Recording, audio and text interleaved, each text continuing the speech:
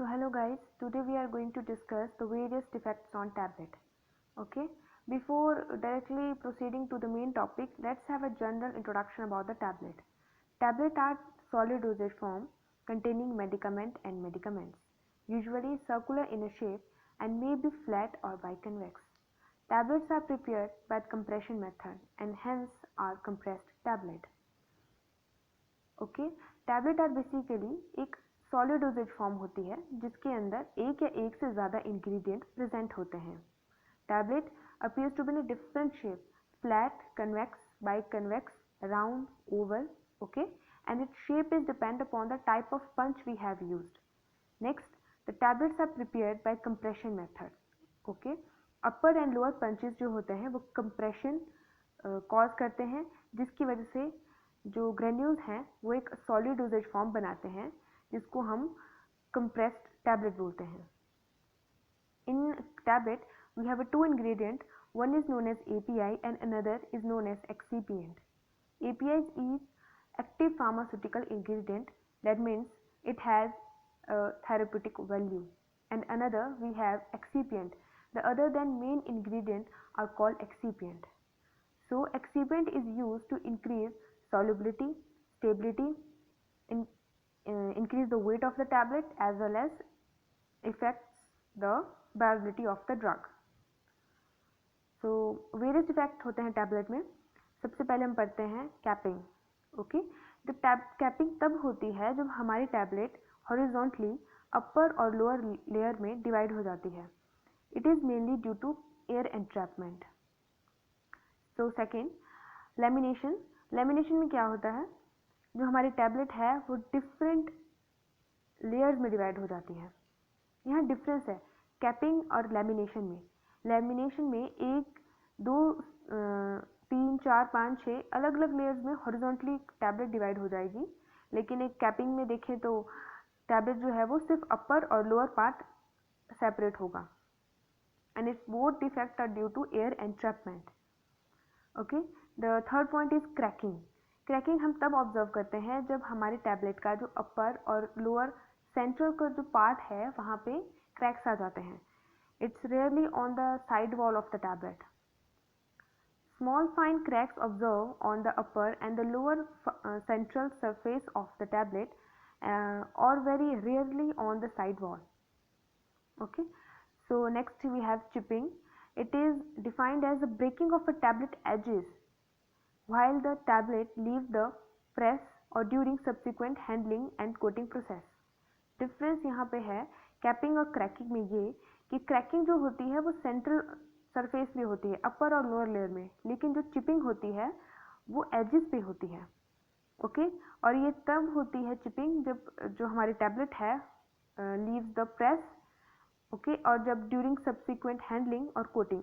Coating for example जब हम हमारी टैबलेट की जो है वो शुगर कोटिंग कर रहे हैं, फिल्म कोटिंग कर रहे हैं, तो तब चिपिंग होती है.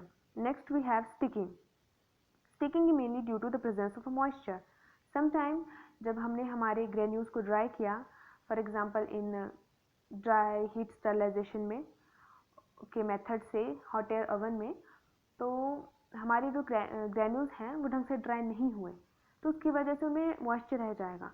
फिर क्या होगा, स्टिकिंग होगी. It refers to the tablet material adhering on the die wall and due to excess moisture in the granulation. Okay. So sixth point is the picking. The tablets pick only within the letter, logos, design and on the punch. Okay. And mostly it is a defect of the upper punch. So picking में क्या होता है, हमें पता है कि जब हम कोई टैबलेट लेते हैं उसके ऊपर कोई डिज़ाइन बना होता है, कोई लोगो बना होता है या कोई अल्फ़ाबेट लेटर लिखे होते हैं, तो इट्स वेरी इंपॉर्टेंट कि व्हेन वी प्रिपेयर टैबलेट तो उस टैबलेट के ऊपर वो डिज़ाइन आसानी से आ जाए, लेकिन ड्यू टू सम डिफेक्ट वो डिज़ाइन जो है वो प्रॉपरली टैबलेट पे नहीं आ पाता. कोई लोगो है वो ढंग से टैबलेट पे नहीं आ पाता या टैबलेट ही कोई अपनी शेप ढंग से नहीं लेती है, तो उसको हम पिकिंग बोलते हैं. नेक्स्ट है binding. Sticking of the tablet to the die and does not eject properly out of die. Okay जब हमारी टैबलेट जो होगी वो स्टिक हो जाएगी डाई पे और वहाँ से ईजिली रिमूव नहीं होगी तो हम उसको बाइंडिंग बोलेंगे। Next mottling. मोटलिंग हमें पता है it is unequal distribution of colours with spots. मतलब कि जब हम अपने टैबलेट के लिए कोई कलर देखते हैं, जैसे आपने देखी है टैबलेट डिफरेंट कलर्स की होती हैं, येलो पिंक एक्सेट्रा। तो जब अनइक्वल डिस्ट्रीब्यूशन होगा कलर का और वहाँ पे स्पॉट्स होंगे, कुछ लाइट स्पॉट होंगे कुछ डार्क स्पॉट्स होंगे, तो हम उनको मोटलिंग बोलेंगे। Okay so last second point we have double impression. Double impression basically क्यों होता है?